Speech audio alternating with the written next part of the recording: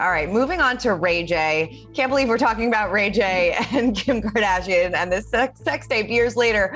But he is slamming Kris Jenner because Kris Jenner went on the James Corden show. It took a lie detector test. She passed when she was asked if she helped leak this sex tape. So he took to Instagram and wrote, "I don't give an F how old this is. What you're trying to do to me is almost inhumane and foul at the highest level. F this being just racist. This is wrong to do to anybody. You think you can just F people over and get away with it forever." So he allegedly said that this lie detector test was not accurate and alleged that Kim and Kris stole all that money from his sister Brandy and their mother Sonia Norwood. So he was referencing a 2008 lawsuit where Sonia, his mother, claimed that Kardashian fraudulently charged more than $120,000 to an American Express card owned by the Norwoods. So this was settled out of court in 2009, but he's bringing up all this older information.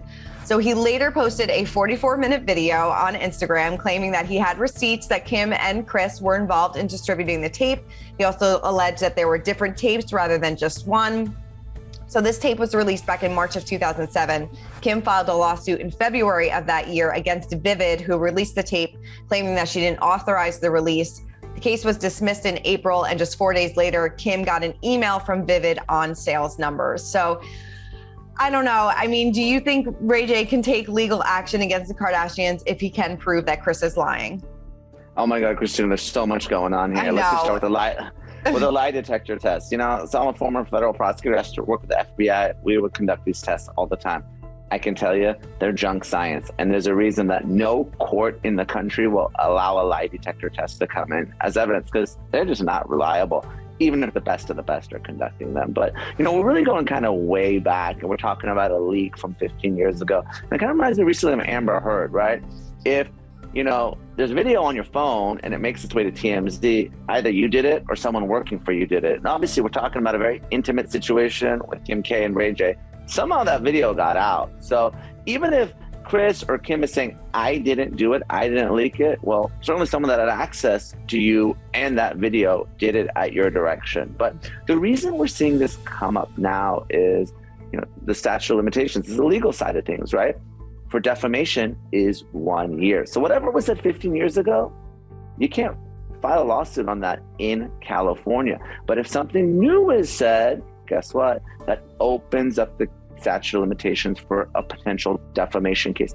Obviously, we saw this recently with Blac Chyna against the Kardashians. She lost pretty badly in court.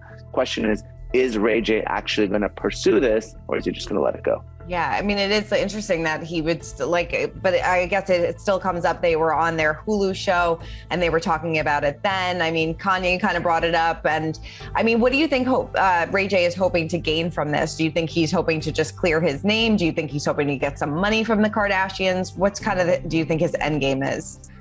Yeah, sometimes, you know, it's a legal play, right? The Kardashians are the most successful entertainers really right now. So maybe it's a shakedown for money. Maybe it's just to kind of attach your name to them. Again, we saw with Blac Chyna, right? If you are aligned with the Kardashians, you got a show, you're going to be pretty successful. So I don't know if he's trying to get back in there, or it's just a matter of, again, clearing his name. Something that we talked about earlier. People are maybe blaming him for the leak, where really he believes that it was Kim K and Kris. Right. What's interesting, I mean, you know, he said he had all these receipts and that Kim filed that lawsuit against Vivid. It was dismissed, but she also got an email from them about sales numbers. So it seems like maybe they were in some sort of agreement about this sex tape.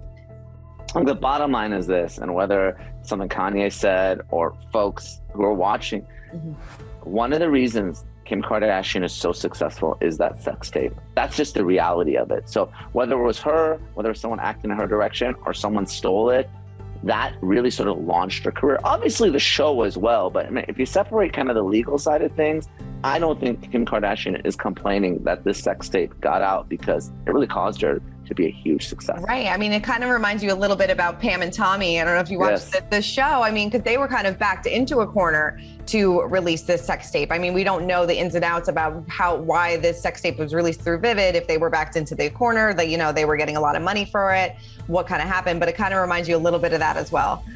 Oh yeah, no question. I mean, the same thing, Pam and Tommy, I mean, that really obviously they were very famous before, but that just kind of threw gasoline on the exposure that we're getting. For more news content and exclusive interviews, make sure to hit the sub, like, and bell button down below and visit usmagazine.com.